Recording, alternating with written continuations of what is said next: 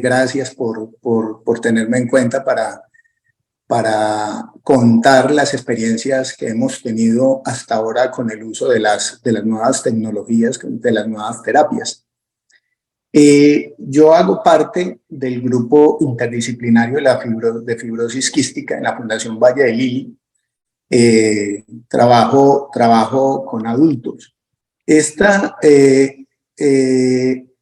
charla es una charla donde la declaración de mi conflicto de intereses es que no hay ninguna influencia de la industria a la hora de hablar de estas terapias. A manera de introducción muy general, pues la fibrosis quística es una enfermedad autosómica recesiva que afecta a más de 800,000 personas en todo el mundo.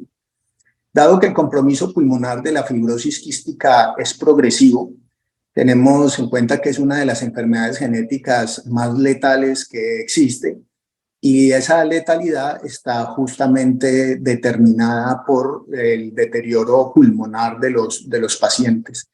Los pacientes, la mayoría de los pacientes con fibrosis quística con compromiso pulmonar van a necesitar en algún momento un trasplante pulmonar, situación que se ha venido modificando con las nuevas terapias.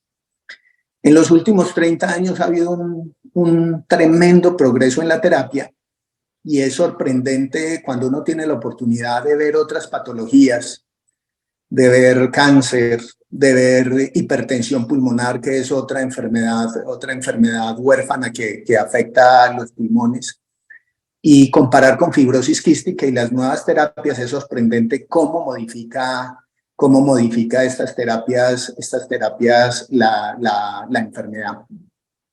Basados en la naturaleza de los defectos moleculares de la proteína transmembrana, que sirve como canal para el cloro y el bicarbonato, conocido como CFTR, existen pequeñas moléculas que pueden de manera exitosa restaurar la actividad de la proteína mutada. Es necesario aclarar algo, y siempre lo he dicho, y esto aplica más que todo para países en desarrollo, en donde los centros de atención de grupos interdisciplinarios ha impactado mucho en el manejo y en los desenlaces de la enfermedad. Hasta mucho antes, o hasta antes del 2012, en que empiezan a aparecer esas nuevas terapias, ya se ha demostrado que la sobrevida de los fibrosis quística venía mejorando. Lo que pasa con las nuevas terapias es que facilita un poco más la terapia e impacta de manera sorprendente en la sobrevida de estos pacientes. Es de aclarar que los grupos interdisciplinarios son supremamente importantes, ya que tenemos que seguir trabajando en el diagnóstico precoz de la enfermedad. No podemos esperar a que haya compromiso pulmonar irreversible, o una desnutrición, o una infección pulmonar severa con gérmenes multiresistentes. Entonces es necesario impactar la enfermedad desde el principio. El cribado neonatal, la terapia respiratoria formalizada e intensa, reducir la malnutrición, los medicamentos que se utilizan para hidratación del moco, y las enzimas pancreáticas, y la dieta rica en energía y proteínas. Todo este manejo sigue siendo importante, y mientras seguimos ganando terreno con la oportunidad para recibir estos moduladores, que hablaremos más adelante, pues tenemos que seguir trabajando en esto, y tenemos que seguir con el manejo interdisciplinario, y no descuidar ninguno de los aspectos de la fibrosis quística, porque es importante, y hay que resaltar que aún toda esta terapia que de manera escueta les presento en esta diapositiva, esto también impacta en sobrevida. Esta diapositiva es conocida por muchos de ustedes, donde se muestra una célula epitelial normal, donde vemos el núcleo, el retículo sarcoplásmico y la forma como la proteína llega a la superficie celular. Y en esa superficie celular es que con un canal de cloro normal, pues permite que la mucosa y el moco que se produce allí sea un moco hidratado normal, que los cilios funcionen de manera adecuada. Se han descrito más de 2000 mutaciones y defectos a la hora del desarrollo de la proteína transmembrana que regula el canal de cloro, y se han descubierto muchos defectos, y justamente esto ha permitido el desarrollo de nuevas moléculas.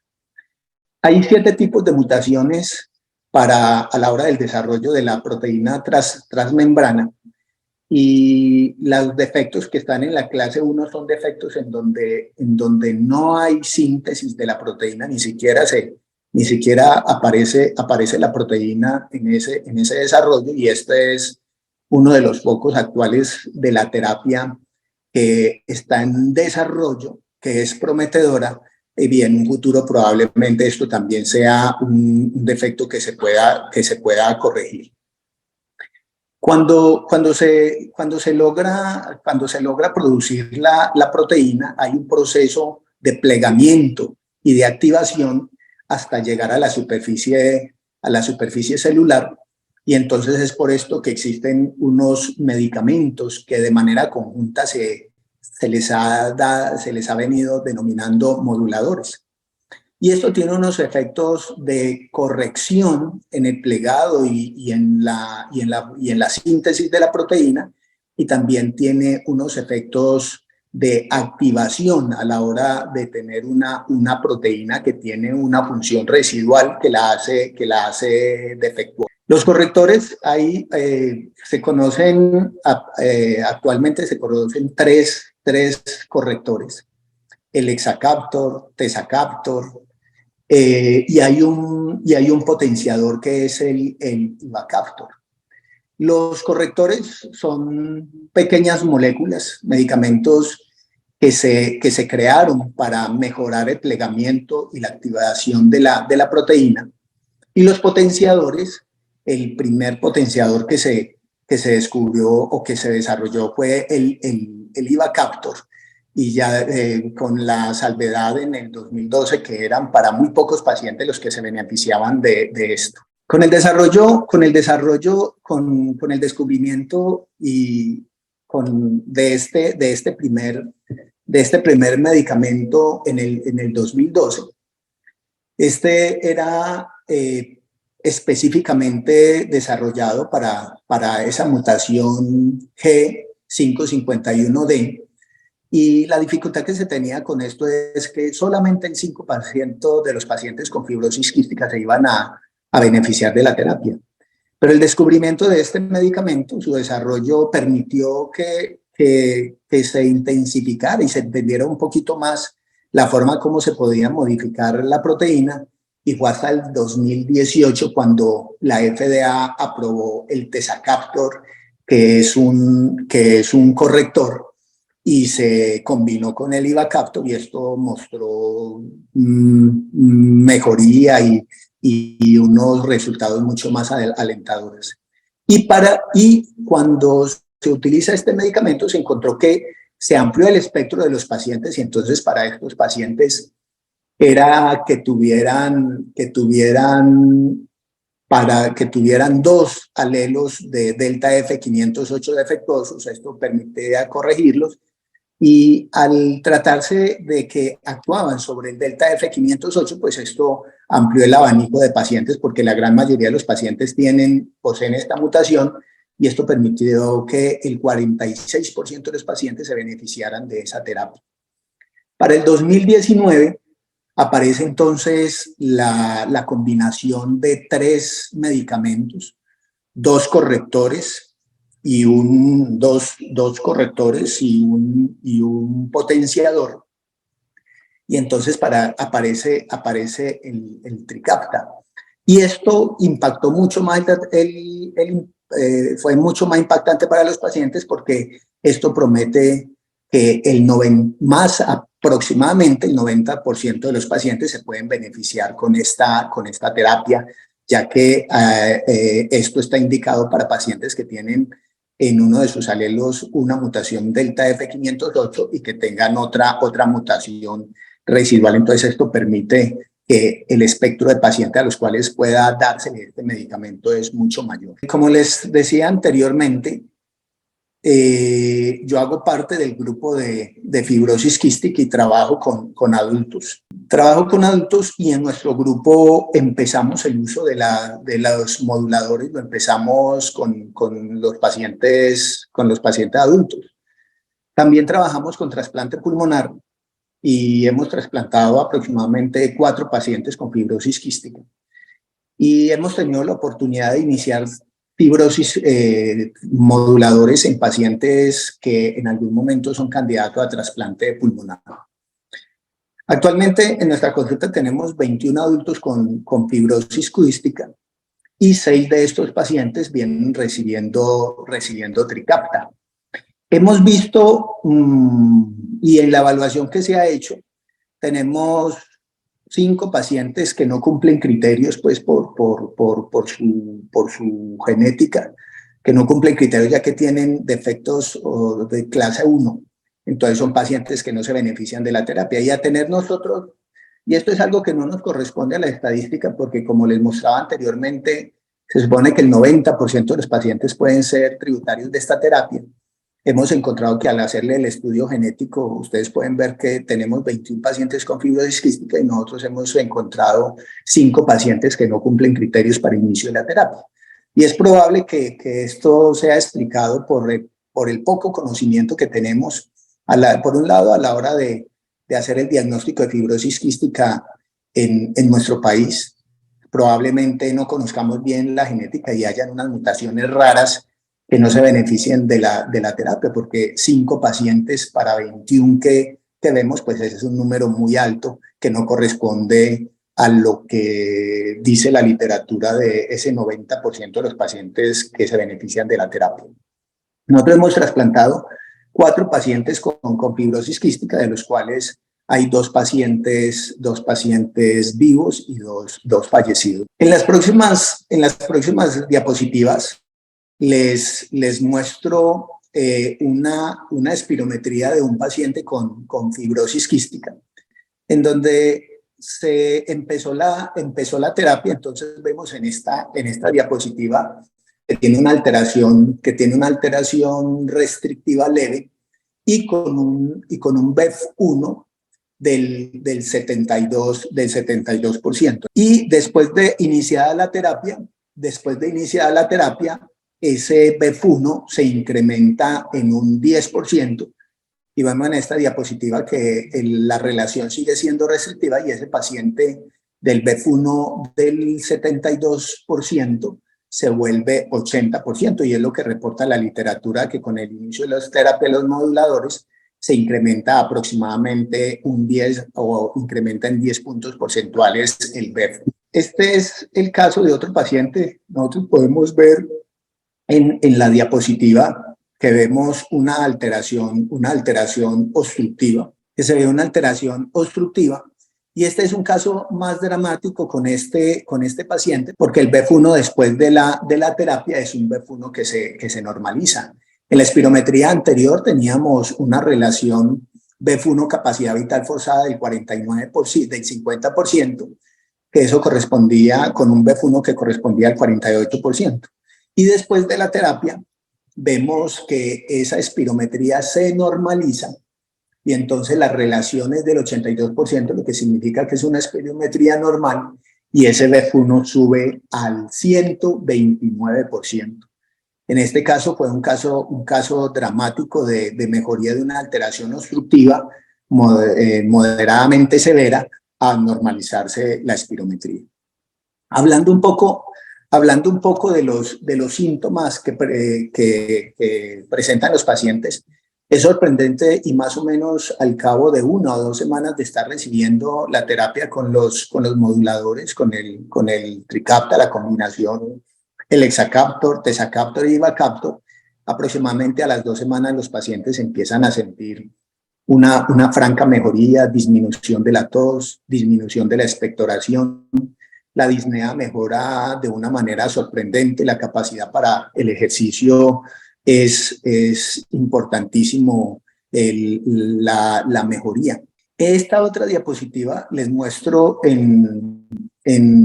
al lado derecho de la imagen, se ve este es el mismo paciente con el TAC que se hace antes de inicio de la terapia y posterior a la terapia.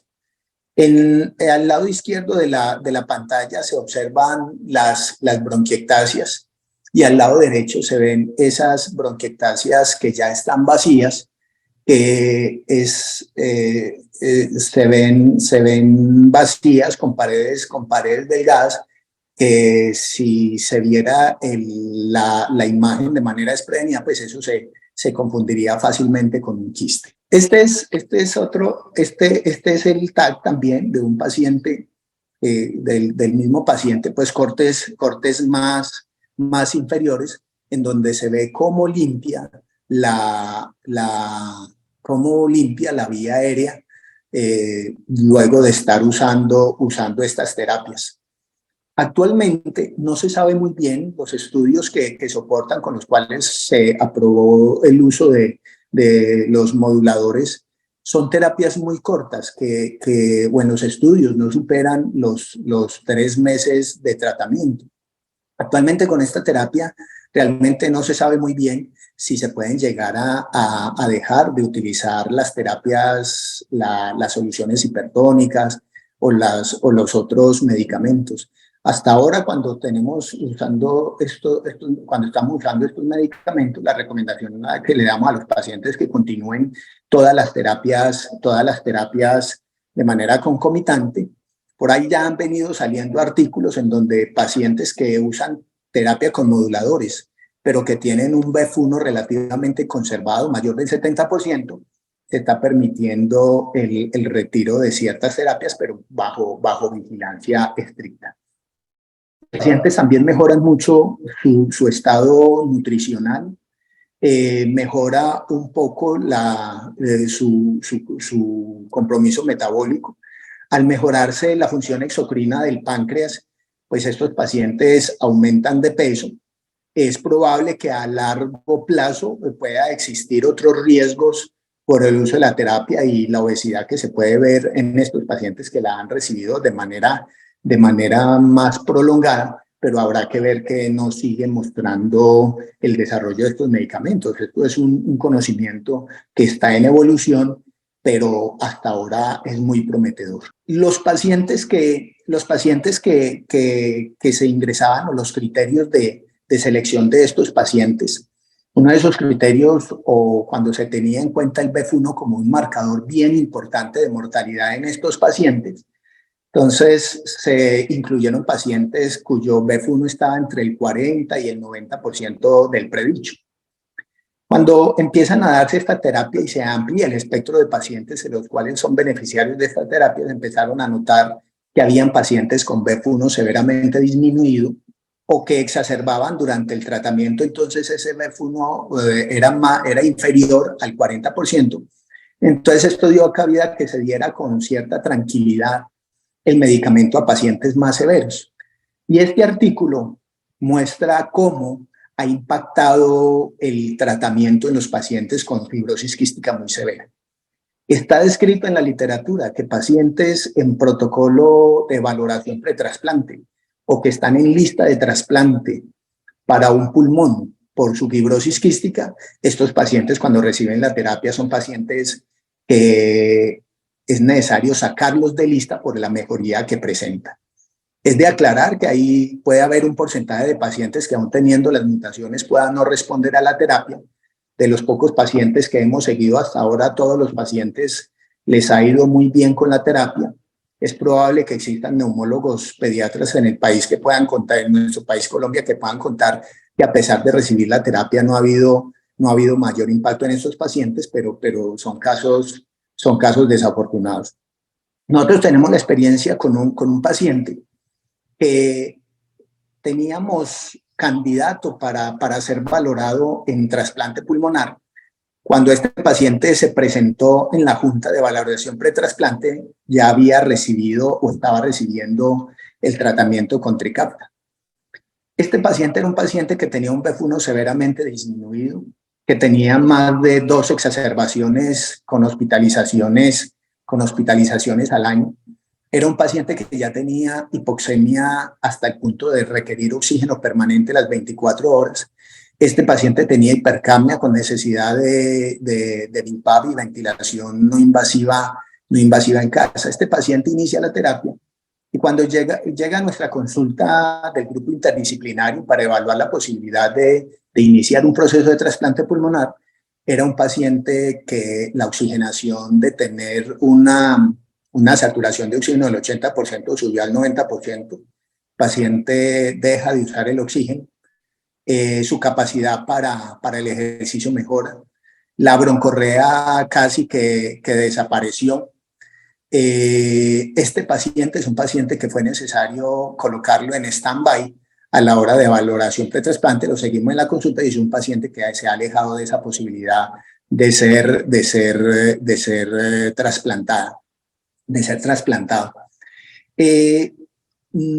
Esto abre la posibilidad de que pacientes con fibrosis quística muy severa también se puedan beneficiar de la terapia. Esta terapia es una terapia que es segura. Los pacientes cuando inician la terapia se ha descrito que aumenta un poco la tos, esas reacciones adversas o que en ocasiones hay exacerbaciones. En los pacientes, en la experiencia que nosotros tuvimos o que venimos teniendo con nuestros pacientes, en ningún paciente ha sido necesario el retiro de la terapia. Es probable que la activación de ese canal de cloro al principio y al restablecerse su función, probablemente cuando empiece esa depuración de todo ese moco, pues probablemente los pacientes se sientan un poco más obstruidos, pero esto no ha sido, pues no ha llevado al retiro de la terapia. También hemos visto que los pacientes cuando por alguna razón no se puede tener la continuidad con el medicamento, estos pacientes dejan de tomar el medicamento y aproximadamente a la semana vuelven a aparecer todos los síntomas. Los moduladores del gen son terapias que son muy prometedoras. El hecho de que se le pueda dar a pacientes con al menos un alelo mutado de la delta F508 hace que ese espectro de pacientes sea mucho mejor. Estos pacientes alcanzan o mejoran su función pulmonar, como lo hemos visto por espirometría y como se los he detallado en el TAC. También desde el punto de calidad de vida es sorprendente estos pacientes como de mantenerse casi toda la vida con su estado pulmonar en donde no conocen otro estado de bienestar. Estos pacientes cuando empiezan a sentir la mejoría, que respiran mejor, esto genera como cierta euforia en los pacientes de ver lo positivo y lo prometedor que es la terapia. El desarrollo de moduladores del gen, si bien no revierten el daño ya existente en pacientes adultos con fibrosis quística, tienen el efecto potencial de mejorar su sobrevida sin un trasplante. Son terapias de alto costo. Se requieren soluciones entre las farmacéuticas y los entes pagadores para que países en desarrollo puedan proporcionar a sus pacientes esta terapia. Otra cosa muy importante y es que como son terapias de alto costo, sí se recomienda que las decisiones de inicio de terapia sean de manera interdisciplinaria. También es de recalcar que se deben hacer juntas para el inicio de esta terapia, para el análisis de esta terapia, y sabiendo que estos pacientes son pacientes tan complejos, es supremamente importante que se tenga un sólido apoyo interdisciplinario, un sólido apoyo de los gobiernos para que nosotros podamos usar y seguir beneficiando más pacientes con este tipo de terapias. Muchas gracias.